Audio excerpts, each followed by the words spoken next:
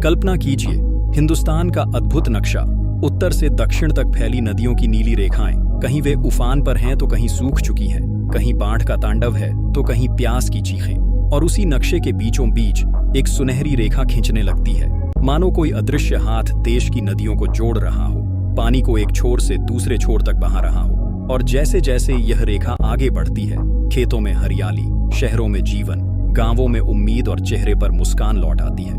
दोस्तों, यह कोई कल्पना मात्र नहीं बल्कि भारत का वह महायज्ञ है जिसे पूरा करने की ठान ली है।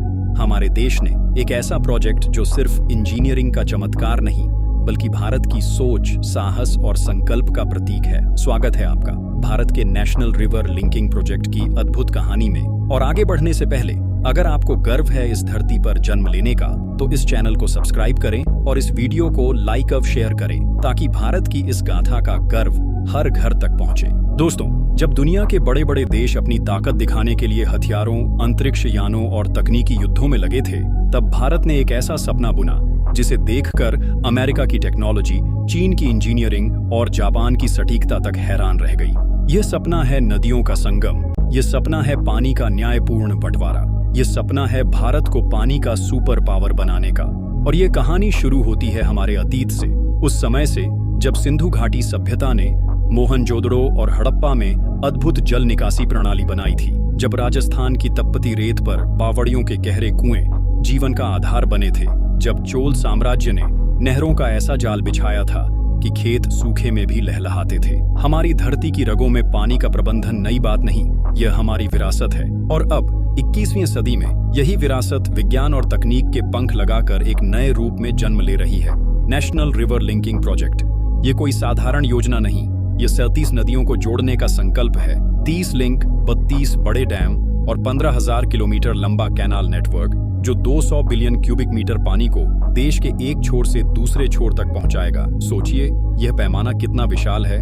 गंगा का जल राजस्थान के रेगिस्तान में, ब्रह्मपुत्र की धाराएं तमिलनाडु के खेतों में और सूखा झेलते बुंदेलखंड में केन और बेतवा की जीवनदायिनी लहरें। यह सिर्फ पानी का प्रवाह नहीं, यह उम्मीद का प्रवाह है। लेकिन दोस्तों, सवाल यह है कि जब दुनिया के बड़े बड़े इंजीनियर कहते थे कि यह असंभव है, तब भारत ने यह चुनौती क्यों उठाई? जवाब है, क्योंकि भारत जानता है कि पानी की कमी से बड़ी कोई लड़ाई नहीं, और अगर हमें यह युद्ध जीतना है तो हमें असंभव को संभव करना होगा।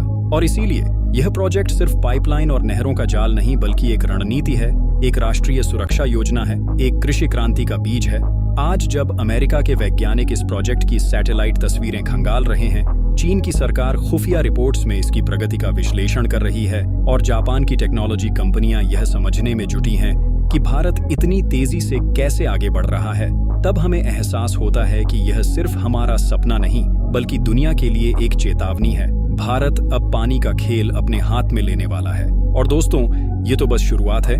आगे मैं आपको बताऊंगा कि यह प्रोजेक्ट कैसे काम करेगा, इसके पीछे कौन सी अत्याधुनिक तकनीक है और क्यों इसे दुनिया का सबसे महंगा और खतरनाक प्रोजेक्ट कहा जा रहा है।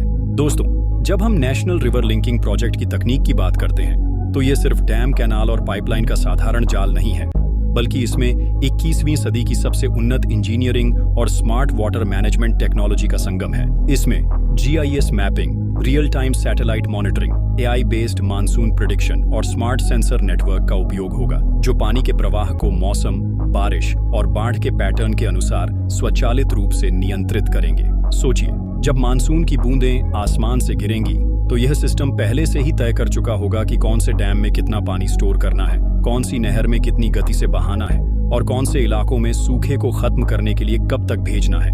यह तकनीक इतनी उन्नत है कि अमेरिका और चीन जैसे देश भी अभी इस स्तर की एकीकृत जल प्रणाली का इस्तेमाल नहीं कर पा रहे। और यही वजह है कि चीन की 3 गॉर्जियस डैम जैसी मेगा प्रोजेक्ट के बावजूद वह भारत के इस मिशन को लेकर बेचैन है। दोस्तों, अगर हम इसके फायदों की बात करें तो पहला और सबसे बड़ा फायदा है कृषि में क्रांति। आज भारत की 60% से अधिक खेती मानसून पर निर्भर है। बारिश कम हुई तो किसान कर्ज में डूब जाता है, बारिश ज्यादा हुई तो फसल बह जाती है। लेकिन इस प्रोजेक्ट से 30 मिलियन हेक्टेयर से ज्यादा जमीन सिंचाई के दायरे में आ जाएगी, जिसका मतलब है ज्यादा उत्पादन, स्थिर आमदनी और खाद्य सुरक्षा। दूसरा फायदा है बिजली उत्पादन। 34 गीगावाट हाइड्रो पावर जो कई राज्यों की ऊर्जा जरूरतें पूरी कर देगा और उद्योगों को नई रफ्तार देगा। तीसरा फायदा है बाढ़ और सूखे पर नियंत्रण। असम, बिहार, जैसे राज्यों में हर साल बाढ़ से होने वाली तबाही और राजस्थान, गुजरात जैसे राज्यों में सूखे से होने वाली परेशानी को एक साथ कम करना दुनिया में किसी और ने नहीं किया, लेकिन भारत करने जा रहा है। चौथा फायदा है परिवहन और व्यापार। नहरों का यह जाल जलमार्गों को सस्ता और तेज बना देगा, माल ढुलाई का खर्च घटेगा और मछली पालन व टूरिज्म जैसे नए रोजगार के रास्ते खुलेंगे। लेकिन सबसे प्रेरक बात यह है कि यह प्रोजेक्ट भारत के आम नागरिक के जीवन में कितना बदलाव लाएगा। सोचिए, एक किसान जो आज मानसून के भरोसे खेती करता है, कल उसके खेत में साल भर पानी होगा। एक बच्चा जो आज सूखे इलाके में पानी भरने के लिए किलोमीटर चलकर जाता है, कल उसके घर के पास साफ पानी का नल होगा। एक नौजवान जो गांव छोड़कर शहर काम ढूंढने आता है, कल अपने गांव में मछली पालन, पर्यटन या जलमार्ग व्यापार से कमाई करेगा। और भविष्य की तस्वीर दोस्तों, अगर यह प्रोजेक्ट पूरी तरह सफल हुआ तो भारत का नक्शा बदल जाएगा। उत्तर पूर्व से लेकर दक्षिण के सुदूर कोनों तक पानी की नदियां बहेंगी, हरियाली फैलेगी, उद्योग पनपेंगे और सबसे बढ़कर पानी को लेकर लड़ाई की जगह सहयोग और साझेदारी होगी। यह सिर्फ एक इंफ्रास्ट्रक्चर प्रोजेक्ट नहीं, यह एक राष्ट्रीय एकता का प्रतीक होगा।